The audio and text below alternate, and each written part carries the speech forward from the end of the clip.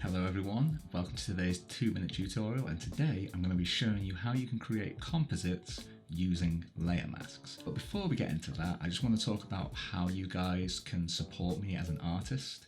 Creating is my full-time career, and to make a living means I have to monetize off the things I'm creating. I don't want to have to straight up charge for tutorials because I like to be able to provide an education to you guys for free, but things like my Adobe package, which includes Photoshop, Lightroom, Premiere Pro, that costs me about $65 a month. And without generating some income to account for that, I'm not going to be able to continue creating these kind of tutorials for you guys. So a great way to support me and help me keep creating this kind of content for you is to subscribe to my Patreon. The link's going to be down below. Like I said, I need about $65 a month to be able to pay off my Adobe bills. And then anything else is just going to all feed back into making sure I can create the best content for you guys. And if you don't want to subscribe on like a monthly basis, which is what Patreon is, you can also make like one-off donations to my Ko-fi page, which again, the link's going to be down below.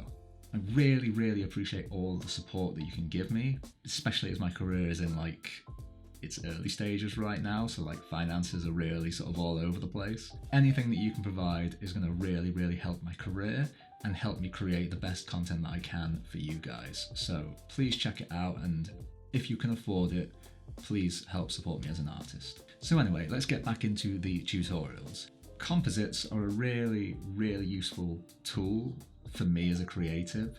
It's basically like creating a photographic collage. You take the best parts of a bunch of photos and put them into a single image to create the best image that you can. And today I'm going to show you how you can do it really quickly in just 2 minutes using layer masks. So let's get 2 minutes on the clock and get into Photoshop and do this. Okay, so here is the finished image that I've edited. It's a beautiful shot. We played around with some smoke bombs. It was really cool, but this isn't how the image originally looked. If you actually take a look at the original image, that was the original shot.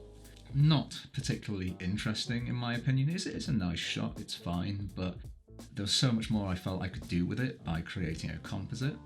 So what I actually did was take a bunch of other photos from the same set and just overlay them. And then use a layer mask to select out the parts that I wanted. Now to create a layer mask, we just select the layer that we want, which I'm going to start off with this one, and then select this little icon here, which I say looks like a Japanese flag because it's got like the circle in it and stuff. So just click on that and it will create a layer mask, which you'll see as this little white box on the side just there. Now the way a layer mask works is white will reveal the layer and black will hide the layer, so you'll be able to see through it to the layers underneath. And you can use this in a lot of ways, so I can paint out the entire image like that, nice and easy. But what I want to do is to select the smoke. So to make it easier, I'm just gonna, with a black brush, paint out the smoke, which as you can see is hidden the smoke, which is not what I want. So I'm going to select the layer mask itself. So if you hold down Alt and click on the layer mask itself, it will show you what the layer mask view is. And then I'm just going to invert that with Command I. And then you can just click off the layer mask. And as you can see, it's added the smoke into our overall image. And then I'm just going to repeat the same thing.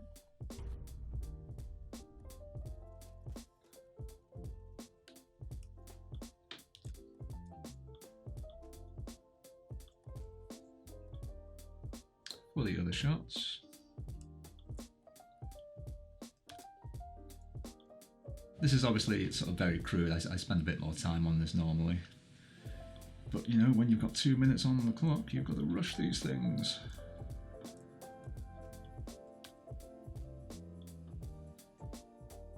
And there you have it.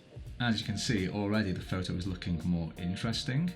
And you can move these layers about, you can really sort of play around with where things are.